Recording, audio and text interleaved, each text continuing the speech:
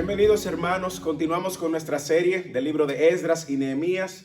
Hoy damos inicio a la segunda mitad del libro de Esdras o de la porción del libro de Esdras.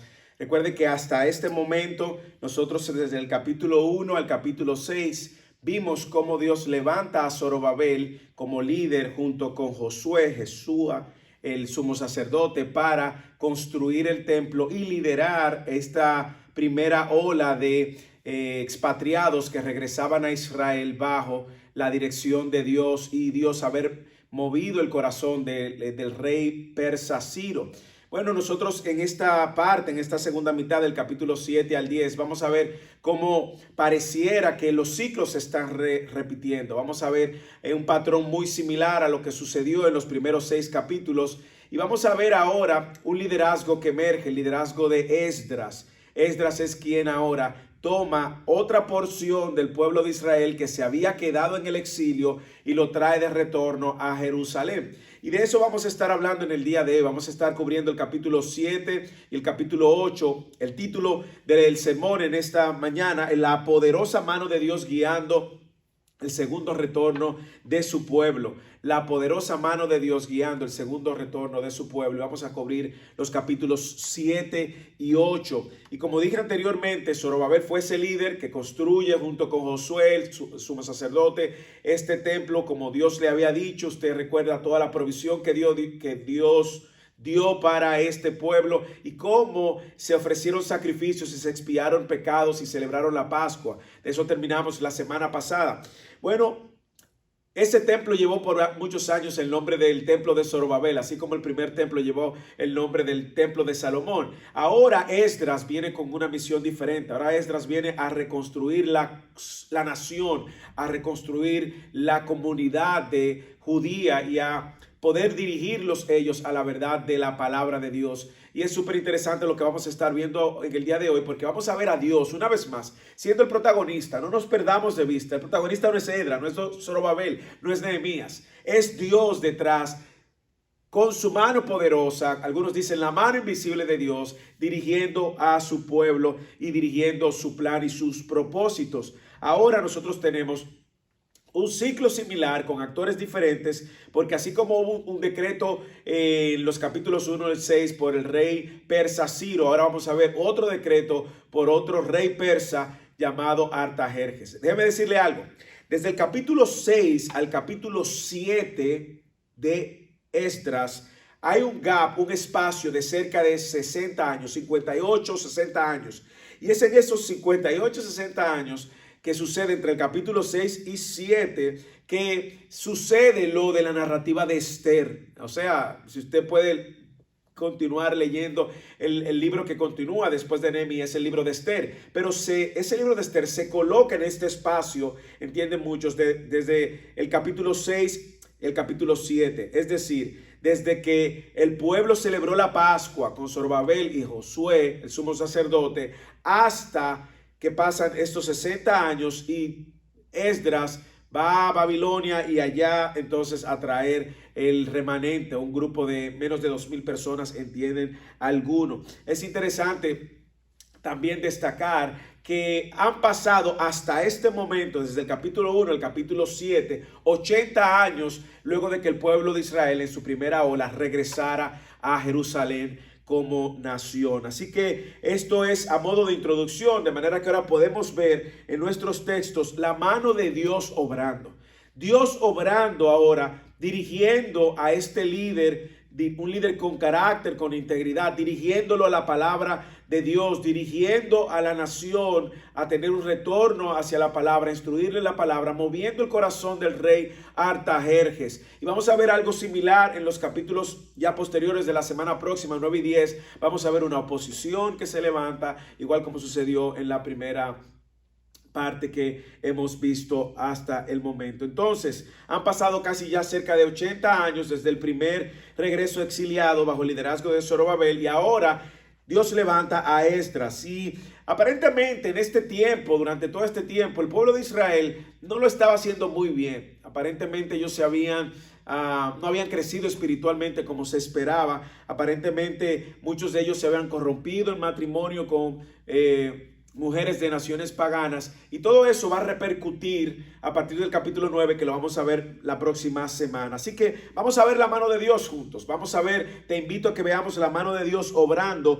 Dios una vez más mostrando su fidelidad para con su pueblo, trayendo este segundo remanente que había quedado en Babilonia, ahora bajo el liderazgo de Esdras. Ahora, ¿cómo vamos a ver la mano de Dios? ¿O cómo vemos la mano de Dios en estos dos capítulos? Bueno, lo vamos a ir leyendo porción por porción para ir descubriendo de una manera muy evidente la mano de Dios. Lo primero es que vemos la mano de Dios, a Dios escogiendo a Esdras para enseñar la palabra de Dios.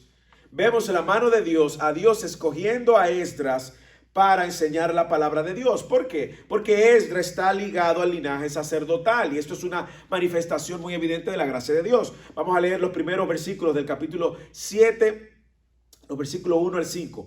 Después de estas cosas, ve ahí esta transición. Esa transición después de estas cosas refiere a ese periodo de casi 60 años. Después de estas cosas, en el reinado de Artajerjes, rey Persia, subió Esdras, hijo de Seraías, hijo de Azarías, hijo de Hilcías, hijo de Salum, hijo de Sadoc, hijo de Ahitob, hijo de Amarías, hijo de Azarías, hijo de Merayot, hijo de Seraías, hijo de Uzi, hijo de Buki, hijo de Abisua, hijo de Fines, hijo de Eleazar, hijo de Aarón, sumo sacerdote. Es interesante que estos primeros versículos quieren dejarnos muy claro cómo Esdras venía del linaje de un sumo sacerdote. Y no cualquier sumo sacerdote, estamos hablando del primer sumo sacerdote, como lo fue Aarón, el hermano de Moisés.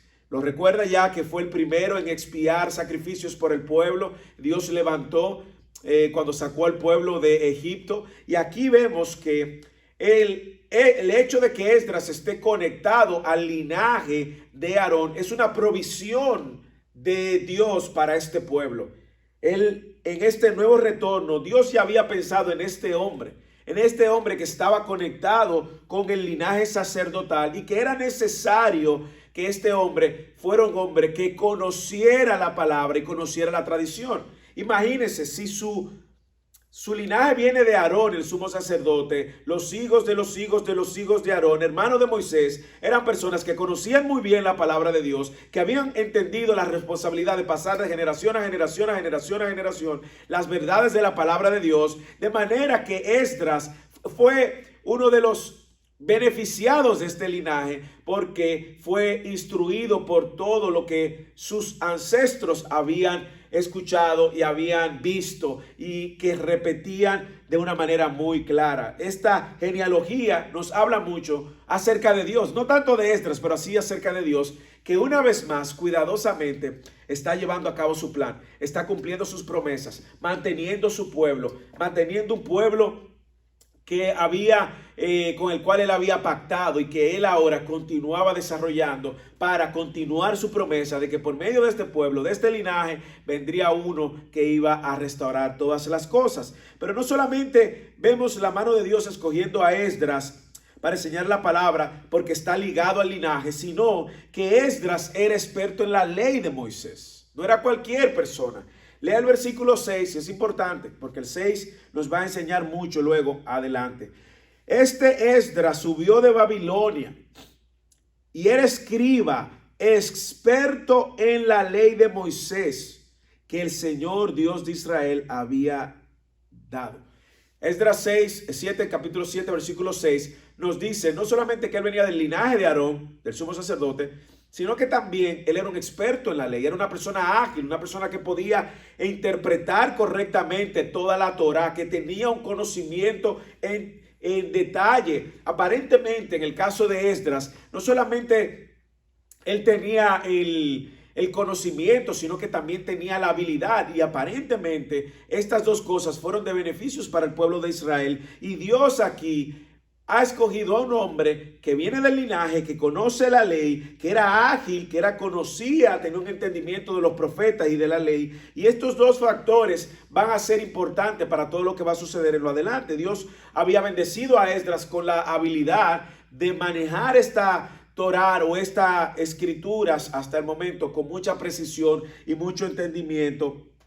al punto de que él más adelante va a sacar provecho, no solamente en este mismo capítulo, sino que lo vamos a ver también en Nehemías capítulo 8, ya cuando lleguemos allá. Y esto significa que Dios ha bendecido a este pueblo con el liderazgo de Esdras. Y cualquiera que sea el papel de Esdras en Persia, no lo sabemos. Algunos entienden que él tenía cierta posición de diplomacia, algunos entienden que Esdras tenía acceso a la corte real, por lo que nosotros vemos que sucede más adelante, pero sí nos deja muy claro que Esdras conocía muy bien la ley de Moisés, ¿ok?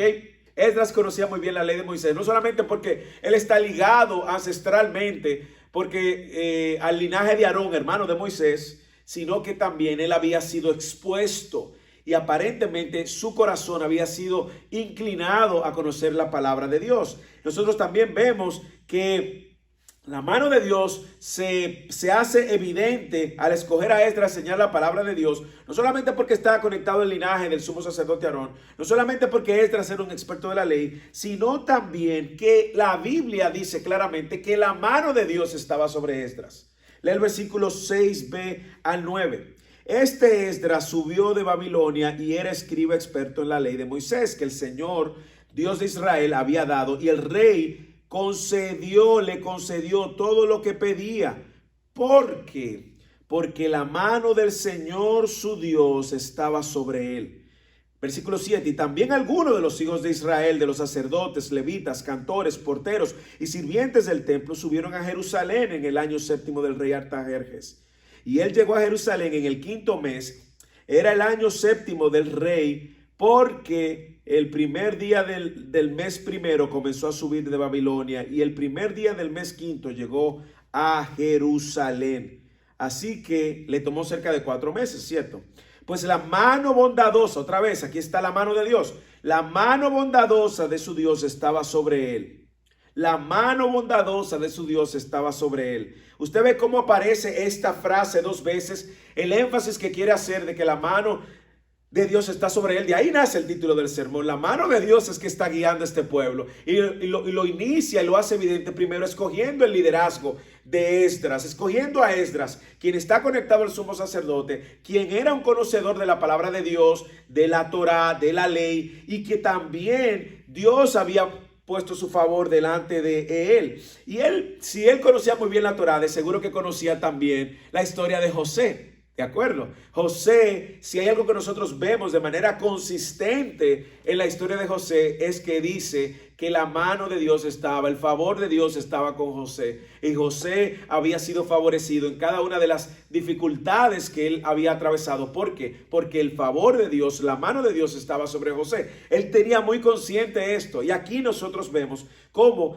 tanto en el versículo 6, en la parte final, el rey le concedió todo porque la mano del Señor Dios estaba sobre él. Y luego vemos que la mano bondadosa de Dios aparece otra vez en el versículo 9. Y es una evidente manifestación de la gracia de Dios para con Esdras y consecuentemente para el pueblo de Israel. Porque tener un líder donde el favor de Dios reposa iba a ser de bendición para el pueblo. Y Dios ha gratificado a Esdras, dándole conocimiento de las escrituras, conectándolo con el linaje del sumo sacerdote, y ahora también manifestando su gracia de manera que a la luz de los gobernadores, en el caso particular de Artajerjes, él fuera aceptado y bien visto.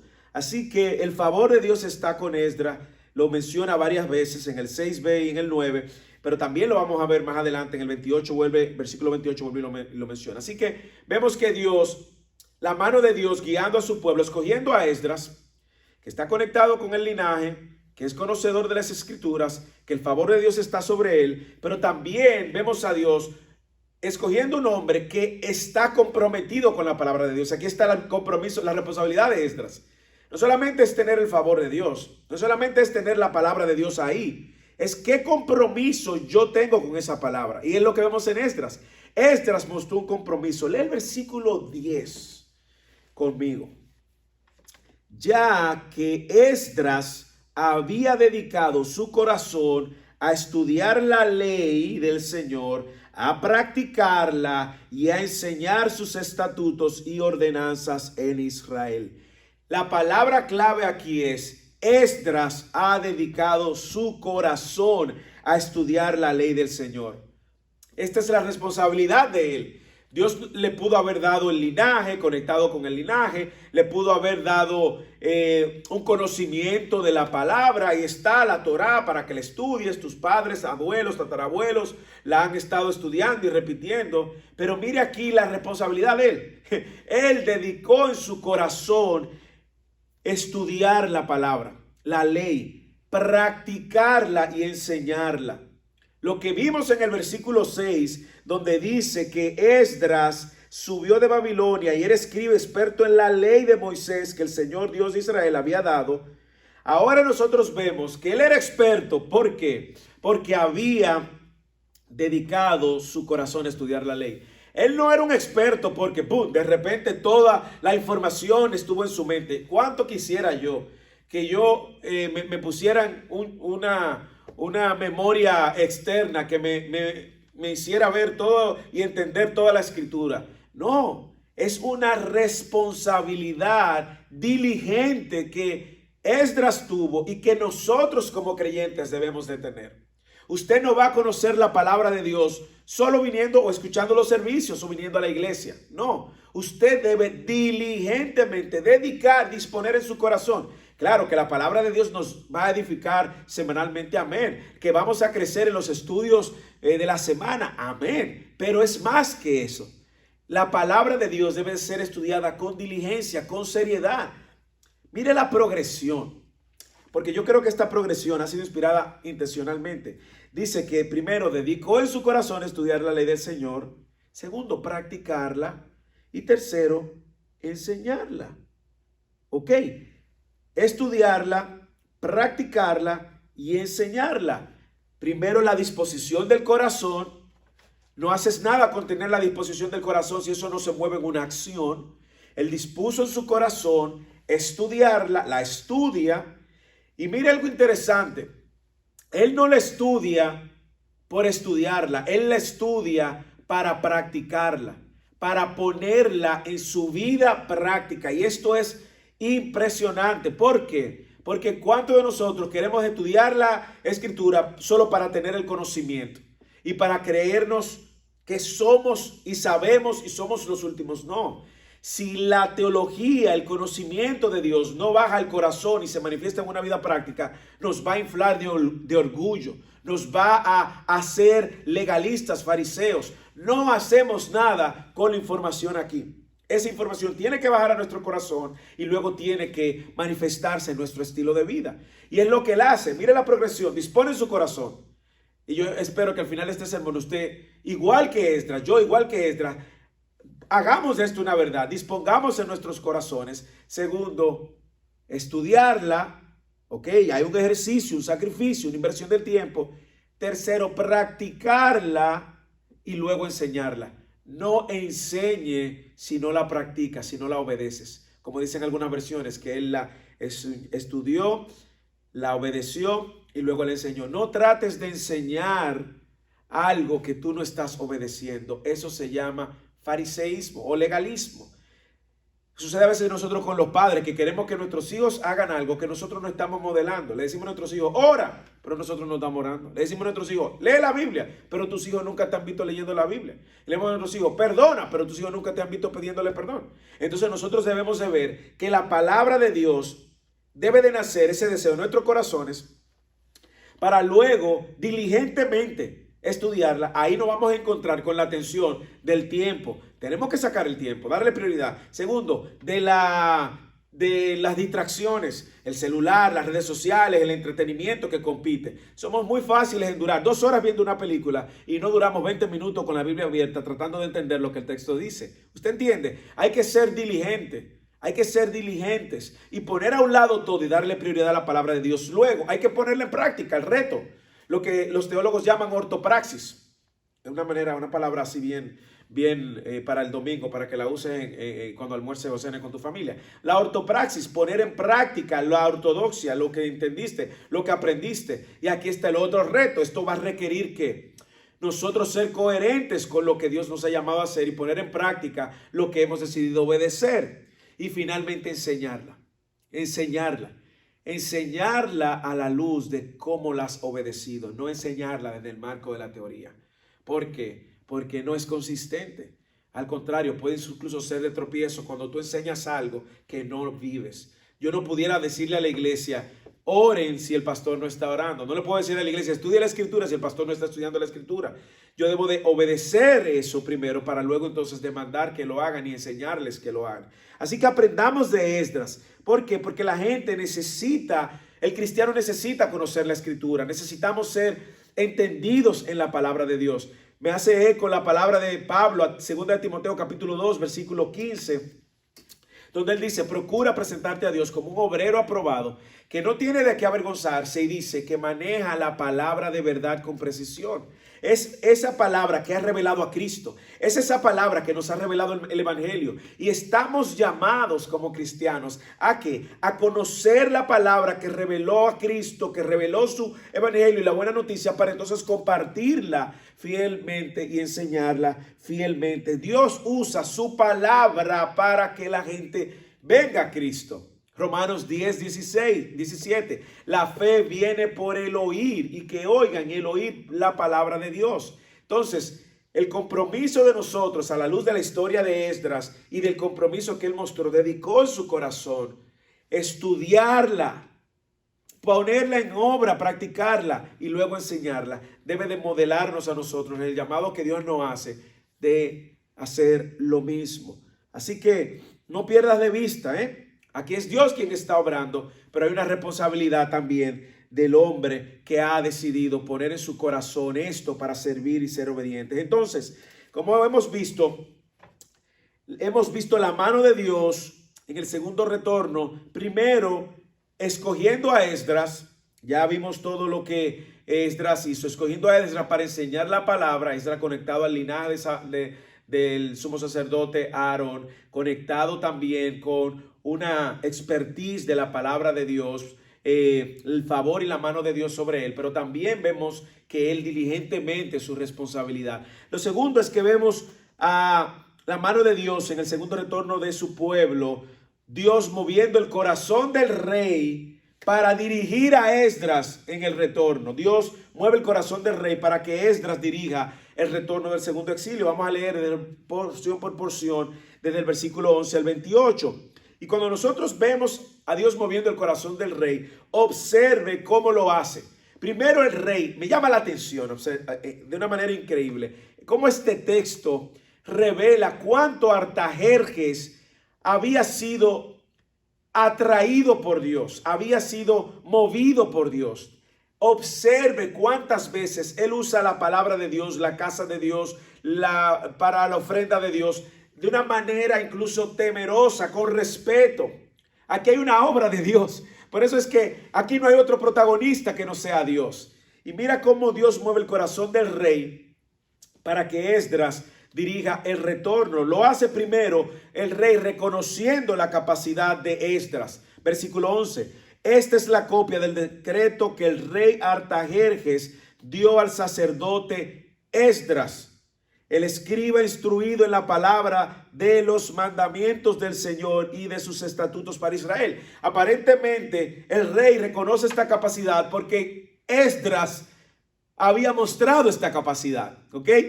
Me imagino que en el ejercicio del día a día Esdras era un hombre muy entendido de la palabra de Dios. ¿Y a quién escoge? Dios mueve a Artajerjes para que señale a Esdras, pero Dios había ya escogido a Esdras. Por lo tanto, Dios mueve el corazón ahora de Esdras. Mire cómo también Dios mueve el corazón del rey para que Esdras dirija este retorno, no solo reconociendo la capacidad de Esdras, sino también el rey proclama un decreto para que los judíos que estaban allá en Babilonia regresen ahora a Israel, a Jerusalén, versículos 12 y 13. Artajerjes, rey de reyes, mire qué título él se daba, al sacerdote Esdras, es decir, el destinatario era Esdras, escriba de la ley del Dios del cielo, paz perfecta. Y ahora yo he proclamado un decreto de que cualquiera del pueblo de Israel, de sus sacerdotes, de los levitas en mi reino, que esté dispuesto a ir a Jerusalén, pueda ir contigo. Aquí está el decreto. Dios permite que Artajerjes esté consciente de quién es Esdras y lo escoge, y ahora le da un decreto dándole toda la autorización para ir. Pero más aún, el rey no solamente reconoce la capacidad y da el decreto, el rey también, Dios usa al rey y mueve el corazón del rey para proveer todo lo necesario en este retorno, para proveer todo lo necesario, como sucedió con el rey Ciro. ¿Lo recuerda? En sermones anteriores, vamos a leer desde el versículo 14 al 24. Observe el entendimiento de Dios que tiene el rey Artajerjes. Observe, observe. Me encanta porque estamos viendo un rey pagano reconociendo la grandeza de este Dios y por lo tanto reconociendo la necesidad de que este pueblo retorne, no bajo el liderazgo de cualquier persona, sino bajo el liderazgo de la persona que Dios había capacitado. ¿No es esto glorioso ver a Dios involucrado en los detalles? Lea conmigo. Por cuanto eres enviado por el rey y sus siete consejeros para investigar acerca de Judá y de Jerusalén, conforme a la ley de tu Dios que está en tu mano, y para llevar la plata y el oro que el rey y sus consejeros han ofrendado voluntariamente al Dios de Israel. O sea, el rey y los consejeros han ofrendado voluntariamente al Dios de Israel, cuya morada está en Jerusalén. Reconoce dónde está el templo y la morada de Dios. Y toda la plata y el oro que hayes en toda la provincia de Babilonia, con la ofrenda voluntaria que el pueblo y los sacerdotes hayan ofrecido voluntariamente para la casa de su Dios que está en Jerusalén. Con este dinero pues comprarás diligentemente. Oiga las instrucciones que le está dando el rey a Esdras. Con todo lo que te hemos dado, tú vas a comprar diligentemente novillos, carneros, corderos, con sus ofrendas de cereal, con sus libaciones correspondientes, y los ofrecerás sobre el altar de la casa de Dios que está en Jerusalén. ¿Cuánto entendimiento? Yo me sorprendo. Y lo que a ti y a tus hermanos os parezca bien hacer con la plata y el oro que quede, o sea, si hay un remanente, hacedlo, pero hacedlo conforme a la voluntad de vuestro Dios. También los utensilios que te son entregados para el servicio de la casa de tu Dios, entrégalos todos delante del Dios de Jerusalén. Y lo demás que se necesite para la casa de tu Dios, para lo cual tengas ocasión de proveer, provéelo del tesoro real. Impresionante. Yo, el rey Artajerjes, proclamo un decreto a todos los tesoreros que están en las provincias, más allá del río, que todo lo que os pide el sacerdote Esdras, escriba de la ley del Dios del cielo, sea hecho puntualmente. Hasta 100 talentos de plata, 100 coros de trigo, son como 220 litros de trigo, 100 batos de vino, cada bato era como 22 litros, 100 batos de aceite y sal sin medida. Todo cuanto ordene el Dios del cielo, impresionante, sea hecho con esmero para la casa del Dios del cielo, no sea que venga la ira contra el reino del rey y sus hijos. También os hacemos saber que no se permite cobrar tributo, aquí hay una exoneración, impuesto, peaje a ninguno de los sacerdotes, levitas, cantores, porteros, sirvientes o ministros de la casa de Dios. ¿No le impresiona cómo Dios mueve el corazón del rey? Le permite ver a Esdras como el hombre clave para dirigir este liderazgo. El rey proclama un edicto, un decreto similar al del rey Ciro para que más judíos regresen, si así lo desean, voluntariamente. Pero no solamente eso, Dios usa al rey, mueve su corazón para proveer lo necesario, todo lo que necesite del tesoro del rey, de la ofrenda que ha dado el rey. Estamos hablando de un rey, mire cómo él se llama, rey de reyes. Estamos hablando de un rey que se cree Dios, son reyes que se creían Dios. Habían tenido dominio sobre todas las naciones de ese momento y sobre todo los persas que habían vencido a los babilonios y a Nabucodonosor. ¿Cómo este rey pagano que cree que es el rey de reyes, que cree que es Dios, ahora reconoce todo lo que tiene que hacer al Dios del cielo, que está ubicado ¿dónde? En Babilonia, donde él estaba ubicado. No, que está ubicado en Jerusalén, y lo dice una y otra vez, y denle ofrenda voluntaria y de los tesoros del rey todo lo que falte, y a los sirvientes, a los levitas, a los sacerdotes, exonérenlo cuando ustedes atraviesen por esas ciudades de impuestos. Dios mueve el corazón del rey, no solo para que Esdras dirija el retorno, conociendo toda esta capacidad que Esdras tenía, sino que también provee lo necesario.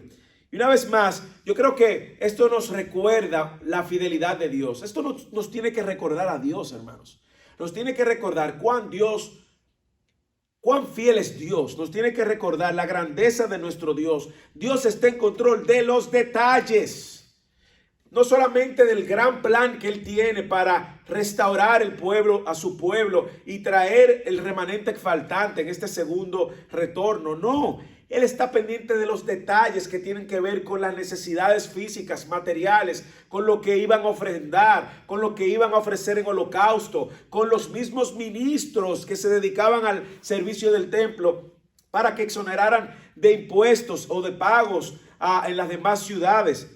Nosotros estamos viendo que Dios nos está proveyendo todo lo que necesitamos. Y a la luz de eso, recordar, hermanos y hermanas, Dios no ha cambiado. Dios es el mismo. Nosotros nos afanamos más de lo necesario porque no creemos en la suficiencia de Dios. Dios es el mismo ayer, hoy y mañana. Y ese mismo Dios que protegió a su pueblo, que proveyó para su pueblo, que movió el corazón de las autoridades a favor de su pueblo. Dios ahora tiene un pueblo por medio de Cristo, del cual usted y yo somos partes. Y Dios cuida de su pueblo, del cual usted y yo somos parte. Y Dios no ha cortado su brazo, del cual usted y yo somos parte. Y Dios, ese Dios de Israel, es ahora nuestro Padre. Un Padre fiel, un Padre bondadoso, un Padre que no abandona, un Padre que provee lo necesario. Y el llamado de Dios a la luz de esta narrativa es que confiamos en nuestro Padre, que no falla. No solamente nos ha dado la provisión espiritual que tenemos por medio de Cristo para venir a Él con nuestros pecados, nuestras debilidades, incertidumbres, nuestras fallas, nuestras distorsiones, sino también nos provee todo lo necesario para sostenernos, todo lo material. No le va a dar los lujos, como hemos hablado en otras series y en otros sermones, que usted quiere, pero le va a dar lo necesario. Así que primero vemos a la mano de Dios al escoger a Esdras para enseñar la palabra de Dios. Vemos la mano de Dios al mover el corazón del rey para dirigir a Esdras al retorno. Y tercero, ahora vemos la mano de Dios proveyendo los siervos, los sirvientes que él necesitaba para ministrar en su templo, los obreros. Vamos a leer desde el versículo ahora 1 del capítulo 8 al versículo 20 y lo vamos a ver porción por porción. Lo primero que vemos es que Dios provee los jefes de la casa paterna que jugaban un rol en el liderazgo mismo de la nación. Ok, miren los jefes, y aquí aparece una genealogía interesante que, como hemos dicho, nosotros respetamos las escrituras y creemos que toda la escritura es inspirada por Dios, y estos textos, aunque hablan de mucha genealogía, nos están recordando la fidelidad de Dios, manteniendo en control su descendencia, y también nos recuerda que Dios está pendiente de los nombres individuales. Él pudo haber puesto un número de familias que vinieron. No, Dios está recordándonos aquí que Él tiene control de cada nombre, el suyo y el mío también. Y respetamos la escritura y por eso vamos a leer estos textos desde el versículo 1 en adelante. Vemos que Dios provee los jefes de la casa, de las casas paternas. La del versículo 1. Y estos son los jefes de sus casas paternas, con su genealogía, que subieron conmigo de Babilonia, del reinado del rey Artajerjes, de los hijos de Fines, Gersón, de los hijos de Itamar, Daniel, de los hijos de David, Hatús, de los hijos de Zacanías, que era de los hijos de Paros, Zacarías, y con él 150 varones que estaban en la lista genealógica, de los hijos de Pahat Moab, Elioenai, hijo de Seraías, y con él 200 varones. De los hijos de Satú, Secanías, hijo de Jaasiel, y con él 300 varones. De los hijos de Adín, Ebed, hijo de Jonatán, y con él 150 varones. De los hijos de Elam, Jesaías, hijo de Atalías, y con él 70 varones. De los hijos de Cefatías, Zebadías, hijo de Micael, y con él 80 varones. De los hijos de Joab, Obadías, hijo de Jehiel, y con él 218 varones. De los hijos de Bani, Selomit, hijo de Josifías, y con él 170 varones. De los hijos de Bebai, Zacarías, hijo de Bebai, y con él 118 varones.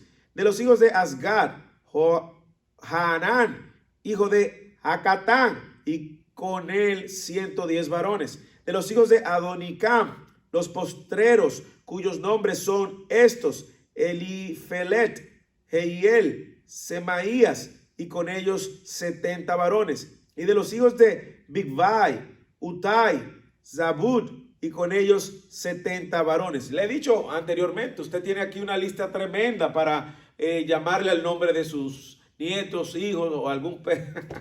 Es una broma. Pero vemos a Dios proveyendo los hombres que iban a llevar la responsabilidad para desarrollar y para pasar de generación a generación todo lo que se necesitaba para que la comunidad entendiera los estatutos de Dios. Los jefes de la casa paterna siempre han jugado un rol de enseñanza y de liderazgo. Y lo vamos a ver en Nehemías 8 otra vez, cómo estos eran los responsables de dar entendimiento a las escrituras también. Pero no solo provee estos, sino que también Dios provee los levitas, los sacerdotes y los sirvientes que era necesario para ministrar a su templo, incluyendo una situación.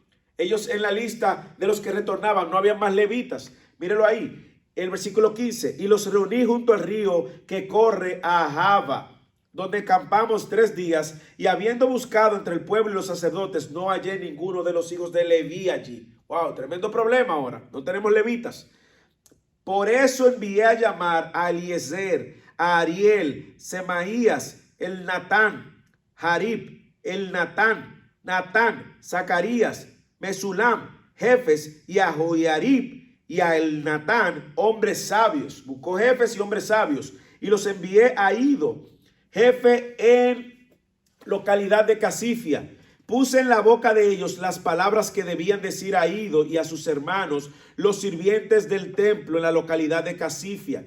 Interesante que él pone en la boca de ellos, le dice a ellos lo que tienen que decirle a Ido y a sus hermanos, los sirvientes del templo en la localidad de Casifia, para que nos trajeran ministros para la casa de nuestro Dios. Así que aquí se mueve el liderazgo de Esdras y busca a las personas clave y le da instrucciones muy claras. Miren lo que ustedes van a decir para que no haya malentendido. Siga leyendo, versículo 18. Y conforme a la mano bondadosa de nuestro Dios sobre nosotros, la mano bondadosa de nuestro Dios sobre nosotros, observe que es Dios que está proveyendo, nos trajeron a un hombre de entendimiento de los hijos de Maalí, hijo de Leví, hijo de Israel, es decir, a Serabías con sus hijos y hermanos, 18 hombres, y a Hasabías y a Jesaías con los hijos de Merari, con sus hermanos y sus hijos, 20 hombres, y de los sirvientes del templo, a quienes David y los príncipes habían puesto para el servicio de los levitas. 220 sirvientes del templo, todos ellos designados por su nombre. Dios proveyendo, la mano de Dios proveyendo, no solo lo material, no solo los permisos por parte del rey, sino también los obreros. Dios proveyó los obreros para ministrarle a su propio templo.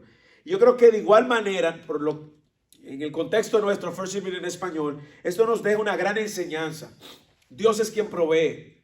Y yo no sé si usted recuerda el texto de Jesús en los evangelios, donde decía: la mies es mucha y los obreros pocos. Oremos al Señor de la mies para que envíe ¿qué? Obreros.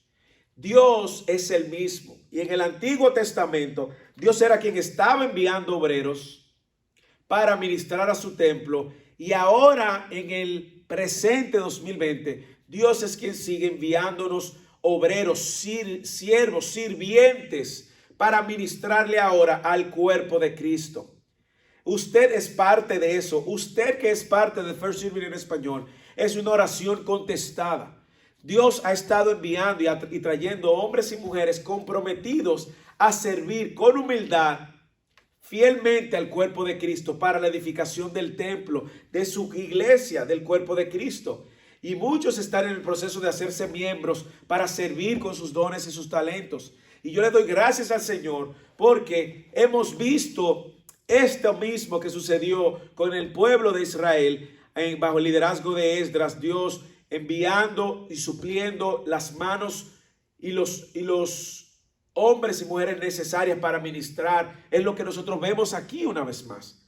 Lo vemos en el presente, en el 2020. Cada uno de nosotros tenemos dones y talentos que Dios nos ha llamado para servirle, no ahora al templo físico, sino al cuerpo de Cristo. Es la ilustración que Pablo luego usa de que todos somos parte del cuerpo y somos miembros diferentes, con dones diferentes. Y nosotros debemos de ahora es hacernos disponible. Y por eso tenemos mucho deseo de ya volvernos a encontrar para continuar con nuestras clases de membresía, para continuar con el proceso de bautizar a aquellos que quieren bautizarse, para luego ponerlos a servir conforme a los dones y los talentos que Dios le ha dado. Y esa es mi responsabilidad, poder también ayudarlos a crecer en sus dones. Así que primero vemos la mano de Dios en el segundo retorno de su pueblo, al escoger a Esdras para que enseñe la palabra. Segundo, vemos la mano de Dios también al mover el corazón del rey para que dirija a Esdras y apunte a Esdras para dirigir al pueblo. Tercero, vemos la mano de Dios proveyendo sirviente para ministrar el templo. Cuarto, ahora vemos la mano de Dios protegiendo al pueblo de Israel en su retorno. Dios protege al pueblo en su retorno. Dios protege al pueblo en su retorno. Leamos en el versículo 21. Primero, nosotros vemos que en este proceso el pueblo se humilla. Es importante. Versículo 21 y 22. Entonces proclamé allí junto al río de Ava, un ayuno para que nos humilláramos delante de nuestro Dios a fin de implorar de él un viaje feliz para nosotros, para nuestros pequeños y para todas nuestras posesiones. Porque tuve vergüenza de pedir al rey tropas y hombres de a caballo para protegernos del enemigo en el camino, pues habíamos dicho al rey: la mano de nuestro Dios es propicia para con todos los que le buscan, mas su poder y su ira contra todos los que le abandonan. Aquí nosotros vemos indiscutiblemente en esta peregrinar que va a empezar desde donde ellos se encontraban, Babilonia. Estamos hablando, según los estudiosos, más de 1400, casi 1500 kilómetros. Casi 1500 kilómetros. ¿Ok? Y ellos estaban pidiéndole a Dios que lo protegiera a ellos, sus niños, sus bienes. Llevaban muchas riquezas. Recuerde toda la riqueza que Dios le había provisto a través del rey Artajerjes. Y ellos le están pidiendo a Dios que los proteja. Y la mano de Dios ahora dice que ellos le habían dicho al rey Artajerjes: mire, la mano de Dios está con nosotros, con todo lo que le buscan. ¿Ok? Y esto nos recuerda una gran verdad. Ellos se humillaron buscando la protección de Dios porque sabían que la protección de Dios era mayor que cualquier protección humana. Claro, ellos también habían empeñado su palabra diciéndole al rey Artajerjes: mire, tranquilo, Dios está con nosotros, no nos va a necesitar de caballos, porque él le dice estas palabras: la mano de nuestro Dios es propicia para todos los que le buscan, más su poder y su ira contra los que lo abandonan. Él quería dejarle un mensaje claro al rey Artajerjes también, de que Dios era que lo iba a guiar y lo iba a proteger. Sin embargo, esta declaración de la mano de Dios y este ejercicio de humillarse como ellos lo hicieron, es un ejercicio sano, porque le estaba diciendo también, enseñando al pueblo quién era que lo iba a proteger. Póngase en el lugar de Esdras. Ellos iban a recorrer casi 1500 kilómetros. Póngase en el lugar de Esdras. ¿Qué le está diciendo también al pueblo? No solo está diciendo al rey, sino que le está diciendo al pueblo: Dios nos va a proteger. Pero nosotros le dijimos al rey que la mano de Dios está para los que le buscan. Así que vamos a buscar a Dios. Y se humillan, y se humillan, y se humillan. El Salmo 51:17 dice: los sacrificios de Dios son el espíritu quebrantado, el corazón contrito y humillado no despreciarás tú, oh Dios. Jeremías 29:13 también nos recuerda: mas buscarán y me encontrarán cuando me busquen de todo corazón. El famoso texto que está muy de boga ahora por causa del coronavirus y esta pandemia mundial: si se humillare mi pueblo sobre el cual mi nombre es invocado, y orar y buscar mi rostro y se convirtieren de sus malos caminos, entonces yo iré desde los cielos y perdonaré sus pecados y sanaré su tierra. Siempre ha funcionado así. la mano de Dios, la respuesta de Dios para el que se humilla es una respuesta de aceptación, es una respuesta de recepción. Dios al que se humilla. De hecho, en eso consiste la obra de Cristo, que ahora nosotros por medio del sacrificio de Cristo tenemos que venir como altivos. No, en humildad, reconociendo que somos insuficientes, reconociendo que somos pobres espirituales y que necesitamos un Salvador. Eso es lo que nos recuerda. Y de hecho, este statement es el evangelio mismo. La mano de nuestro Dios es propicia para los que le buscan, mas poder y ira contra los que lo abandonan. La ira de Dios está sobre todo aquel que no busca a Dios, sobre todo aquel que no se humilla ante Dios. Juan 3:36. Y esto nos recuerda que ahora Cristo nos ha permitido abrir un espacio, un camino donde nosotros podamos llegar con humildad, con un corazón contrito y saber que Dios nos escucha. Eso es lo primero que vemos, que Dios, el pueblo se humilla, y lo que vemos más adelante es que Dios escucha. Versículo 23, ayunamos pues y pedimos a nuestro Dios acerca de esto y Él escuchó nuestra súplica. Siempre ha sido así. Usted está lejos de Dios, venga en humillación, venga contrito, venga reconociendo su pecado, arrepintiéndose de su pecado. Dios lo va a escuchar. Dios no va a rechazar un corazón que genuinamente viene humillado delante del Señor. Dios escucha las oraciones de su pueblo, y esto no lo quiere dejar claro. Y Dios escucha las oraciones de aquellos que vienen con humildad, que reconocen su insuficiencia, que reconocen su incapacidad. Él está pendiente de esas oraciones también. También vemos algo que me llama mucho la atención, es que Dios protege a su pueblo. El pueblo se humilla, pero Dios le responde, y le responde protegiéndolo. Pero vemos en este ejercicio que Dios también protege a su pueblo de tener líderes engañosos. Estos líderes tomaron muy en serio la responsabilidad de todo lo que llevaban y de las riquezas que llevaban, y como eran muy cuidadosos de que esto iba al lugar correcto y que tenía que llegar al lugar correcto. Y Dios está protegiendo de que le roben o que lo asalten enemigos externos, pero también de que se levanten líderes que quieran manipular y tomar de este botín que Dios le ha dado. Lee el versículo 24. Entonces aparté a 12 de los sacerdotes principales, a Serabías, a Hasabías, y con ellos 10 de sus hermanos, y le pasé la plata, el oro y los utensilios, la ofrenda para la casa de nuestro Dios que había ofrecido el rey, sus consejeros y sus príncipes y todo Israel que allí estaba. Pasé pues y entregué en sus manos 650 talentos de plata y utensilios de plata que valían 100 talentos y 100 talentos de oro. También 20 tazas de oro que valían 1000 dáricos y 2 utensilios finos de fino y reluciente bronce, valioso como el oro. Y les dije: vosotros estáis consagrados al Señor, y los utensilios son sagrados.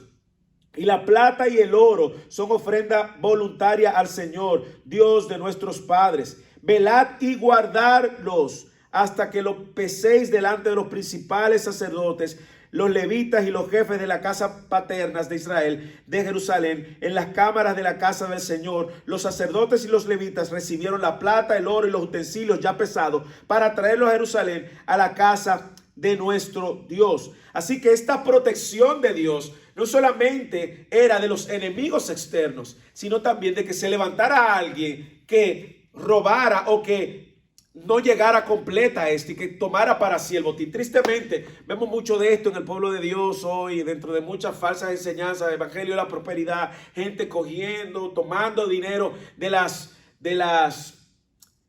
arcas del Señor para sus propios beneficios, lucrándose, pidiéndole a la gente que pacte por dinero para restaurar tu matrimonio, para restaurar tu vida, tu salud, pidiéndole a la gente: siembra, pacta con el Dios financieramente para que Dios te retorne, como si Dios fuera un banco. Y no es así. Aquí vemos la integridad y el carácter de hombres y mujeres que debemos tener en la iglesia. Ese es un espejo. Estos hombres con integridad, líderes con integridad, es lo que nosotros necesitamos en la iglesia. También nosotros estamos llamados a ver con seriedad los bienes que Dios le da a la iglesia, los recursos que Dios le da a la iglesia, a usarlo transparentemente. Así que vemos cómo Dios protege a este pueblo se humilla. Dios responde, Dios lo protege de los enemigos externos, le da líderes con integridad y carácter y los protege de los enemigos también internos.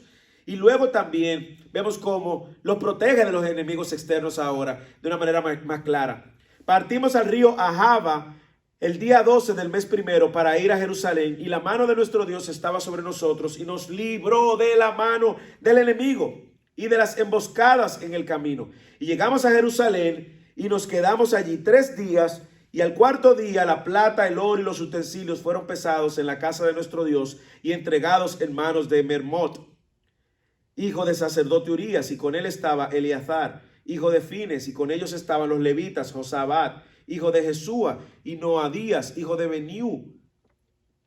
Y todo fue contado y pesado, y todo el peso fue anotado en aquel tiempo. Imagínense esta trayectoria, como les dije, 900 millas, 1448 kilómetros. Imagínese esto. Dios lo protege de los enemigos externos. Un recorrido tan largo, dicen algunos que duró 4 meses porque él llevaba niños y llevaba también ancianos. Y probablemente si lo hubiesen hecho los militares, lo hubiesen hecho una caravana militar, lo hubiesen hecho en menor tiempo, pero él tenía cuidado también de estas personas. Así que vemos a Dios protegiendo a su pueblo, hermanos. Confiemos en un Dios que protege a su pueblo. Y finalmente nosotros vemos el pueblo expiando sus pecados. Versículo 35. Y los desterrados que habían venido de la cautividad ofrecieron holocaustos al Dios de Israel, 12 novillos por todo Israel, 96 carneros, 77 corderos, 12 machos cabríos como ofrenda por el pecado, y todo como holocausto al Señor. Entonces entregaron los edictos del rey a los sátrapas del rey y los gobernadores del otro lado del río, y estos apoyaron al pueblo y a la casa de Dios. Ahora que hay un reencuentro entre Dios y su pueblo, entre Dios y su pueblo. Y me encanta cómo Dios recibe este sacrificio de los desterrados para expiar los pecados que ellos habían cometido y se reencuentran una vez con Dios. ¿No le llena esto de mucha esperanza? ¿No le llena esto de gozo el saber cómo Dios ahora, por medio del sacrificio de Cristo, como vimos la semana pasada, ha expiado nuestros pecados? Este pueblo anhelaba llegar al templo para expiar sus pecados y estar en buena comunión con Dios. Pero ya nosotros, por medio del sacrificio de Cristo, hemos sido beneficiados de esta gracia.